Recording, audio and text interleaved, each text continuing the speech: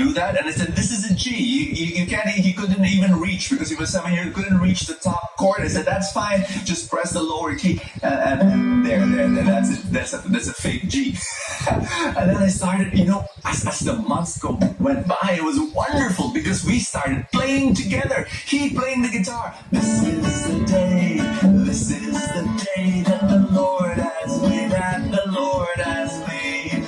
We will rejoice and be glad in it, and be glad in it. And then we began to sing, oh, what a mighty God we serve. These were the songs that I sang when I was young. I grew up with these songs in a charismatic prayer meeting, a tiny one, and it was wonderful just singing it with my 7-year-old boy. Oh, Father Abraham has many children as Father Abraham. It was absolutely, I was ecstatic. Seeing my 7-year-old boy finally playing the guitar and me singing with him, it was glorious. But then I noticed something. If I don't tell him to pick the guitar, he won't pick it up. And then, so I kind of just let him be. What if I don't ask him to play the guitar? True enough, he never picked it up again. He never played until I tell him play. And for years, he did not play the guitar. And I kind of patted myself on the back and I said, well, I tried my best, to give him that opportunity. Question, did your parents force you to play music, play the piano, learn, and the teacher was there? And so yeah, it was exactly like that. 7-year-old Benny, 13 years old. When he became 13 years old, he started serving in the youth ministry. And I saw him one day picking up the guitar. And he began to play every single day. No joke.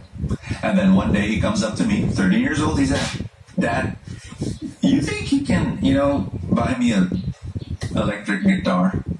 So he said, yeah, I'll try. So I looked for the cheapest one. And then I gave it to him. He started playing every day, every week, every month. He slept with that thing. And then before I knew, he was playing so much better than me. And started playing the drums, started playing the keyboard, started recording music, arranging music, writing songs. Wild. Why am I telling you that story? Before I tell you that story, just want you to know, did I regret teaching him when he was 7 years old? And the answer is no. No, whatever he learned when he was 7 was a foundation that he used to launch himself to the stratosphere when he was 13 years old. I'm telling you this story because that is exactly what happens in our spiritual life. For many people. Do you remember that time when you were much younger and someone taught you to love God, follow God, the 10 Commandments, do the 10 Commandments, read your Bible, because your Bible is Bible, basic instructions before leaving Earth. So the Bible was like an ethical manual and you're supposed to follow it. And the thing is this, you were doing it more because someone told you to do it. And also because of, let's face it, fear. God's going to get angry. And he's going to punish me if I don't obey. And then there's the idea of hell.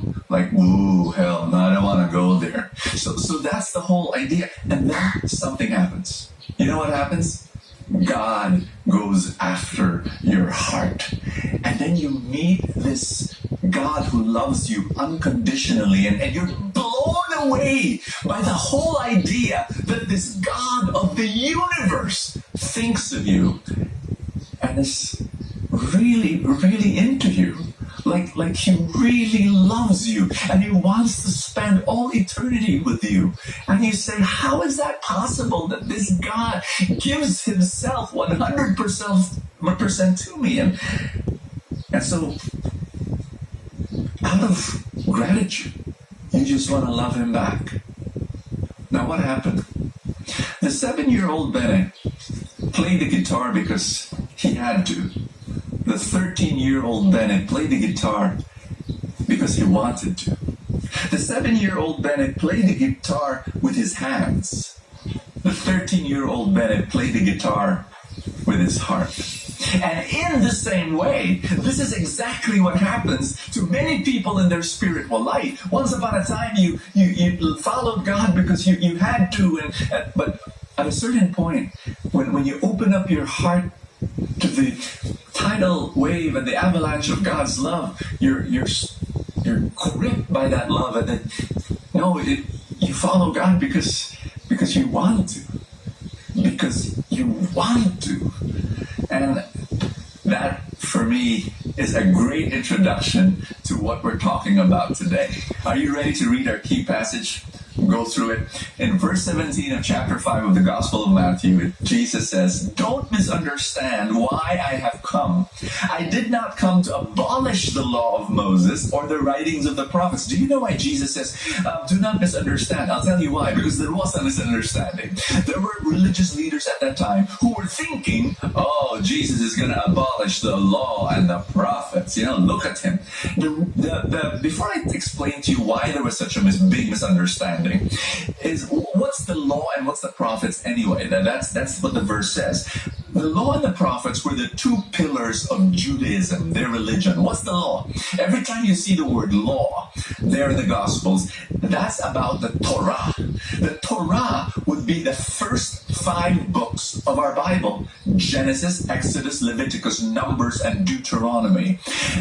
And we think of the law as the 10 Commandments, right? Well, yes, it includes that, mainly that, but it adds 603 more laws from those 5 books. So there's a total of 613 laws in the first 5 books of the Bible. And now what's the prophets? The prophets include this. Look at the Old Testament, you'll find them there. The 4 major prophets and the 12 minor prophets. The 4 major prophets are Isaiah, Jeremiah, Ezekiel, and Daniel.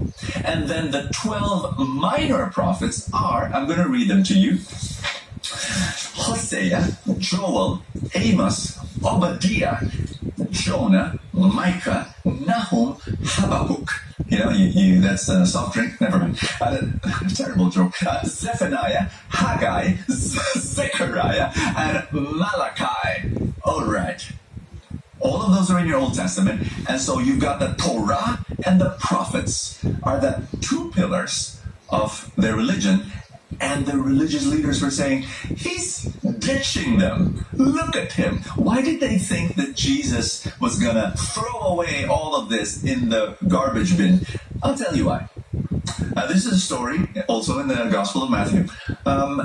It was one Sabbath day, and Jesus was walking in a field of grain with his apostles, and then the apostles became hungry, and they started picking grain to eat. The Pharisees and the other religious leaders, they were in an uproar. If this was a cartoon, you would see their jaws dropping to the ground. It's like, how could they? It's Sabbath. You're not allowed to do that, because in the Torah you're not allowed to harvest.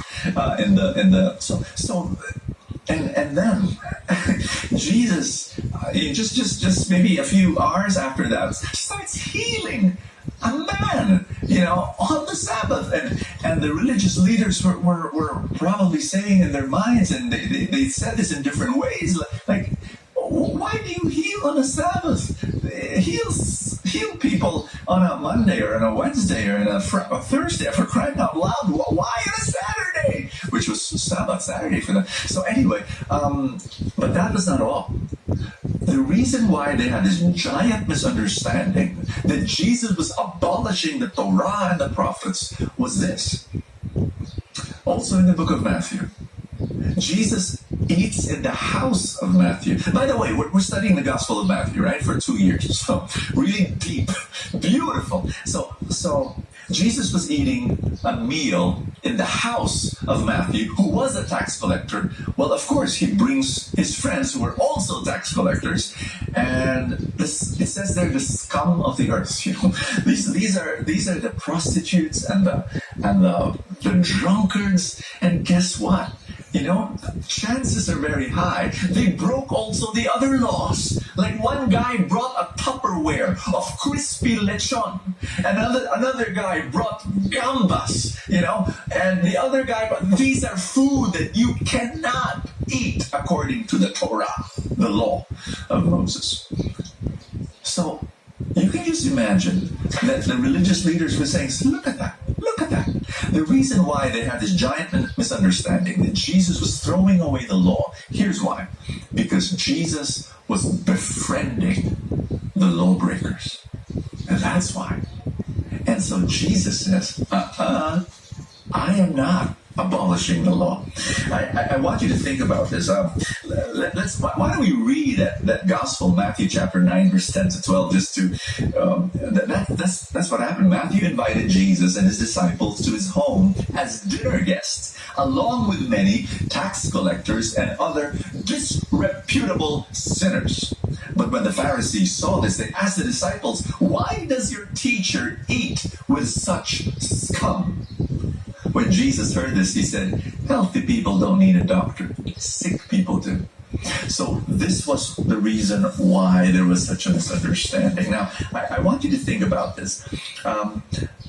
Matthew, the Gospel, was written 40 years after the life of Jesus. I want you to understand this, that even 40 years later, that misunderstanding was there, prevalent. Now, the reason is this, that was once upon a time, in the early Christianity, most Christians were Jews. But then little by little, the non-Jews started joining, knocking on the doors of the house churches. Can I join? I'm fascinated with Jesus. I want to follow Jesus too. So these were not Jews anymore. These were Greeks and Romans and Ethiopians and Egyptians, And as soon as a tidal wave coming in. Now these guys who were not Jews, they loved Jesus. But they didn't like to be circumcised. Hello? You're going to cut my... Like, no. And these Gentiles, you call them Gentiles, not Jews, they were really into Jesus. But they were also into pork chop.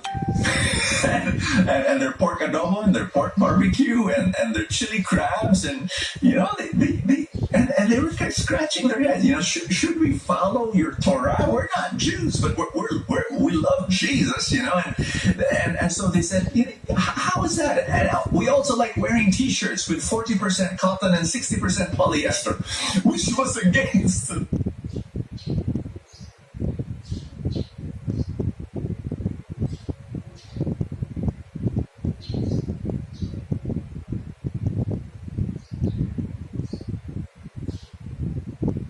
Torah. Long story. They can't wear blended fabric. But anyway, that's for another talk. But so here's the whole idea. That the Jewish Christians were asking the question, can you become a follower of Jesus but not follow the Torah? So Jesus explains in the gospel, in our key passage today, this. Are you ready? Let's read from the top, verse 17. Don't misunderstand why I have come. I did not come to abolish the law of Moses or the writings of the prophets. No, I came to accomplish their purpose. I tell you the truth, until heaven and earth disappear, not even the smallest detail of God's law will disappear until its purpose is achieved. He's talking about